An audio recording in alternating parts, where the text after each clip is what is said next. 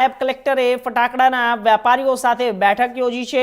હંગામી ફટાકડાનું વેચાણ તેમજ સ્ટોરેજ કરવા માંગતા વેપારીઓને પરવાના ઇસ્યુ કરવા માટેની બેઠકમાં ચર્ચાઓ કરવામાં આવી હતી। ફટાકડાનું વેચાણ કરતા તેમજ સ્ટોરેજ કરવા માટે લાયસન્સ ફરજિયાત હોવું જરૂરી હોવાનું સૂચન કરાયું છે। ફટાકડાનું વેચાણ કરતી દુકાન પર રહેણાંકનું મકાન આવેલ ન હોવાનું જણાવ્યું હતું।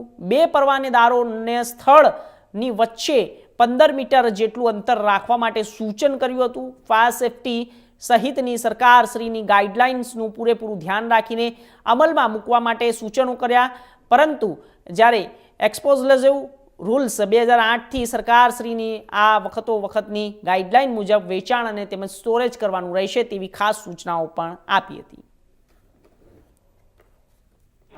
થાનગઢ અને મૂળી તાલુકાના જે હંગામી ફટાકડાના લાયસન્સ લેવા ઈચ્છતા વેપારીઓની બેઠકનું આયોજન કરેલું હતું।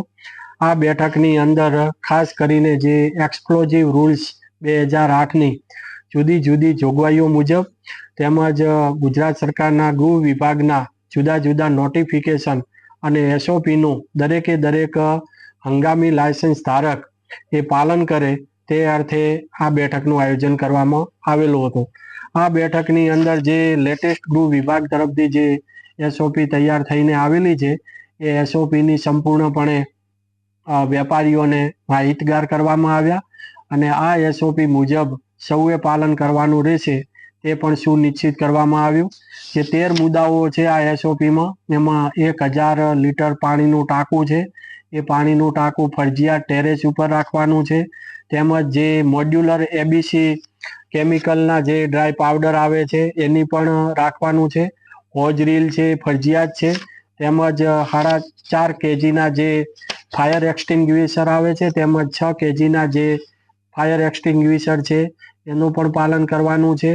પછી બકેટ 2 છે એ આગળના દરવાજે જે ફટાકડા રાખે છે ત્યાં એમને ફરજિયાત રેતીના ભરીને મૂકવાના છે અને 200 લીટરનું ડ્રમ પણ પાણીનું ભરેલું રાખવાનું છે। આવી જુદી જુદી જોગવાઈઓનું જે પાલન કરવાનું થાય છે તેની વિગતે ચર્ચા કરવામાં આવી। વધુમાં જે 500 ચોરસ મીટરથી ઓછા જે વિસ્તારની અંદર એટલે કે એરિયાની અંદર જે શોપ છે એ શોપ માટે આ જે ફાયર એનઓસી છે એમાં ચેકલિસ્ટ પણ અમે સાથે જ આપી દઈશું।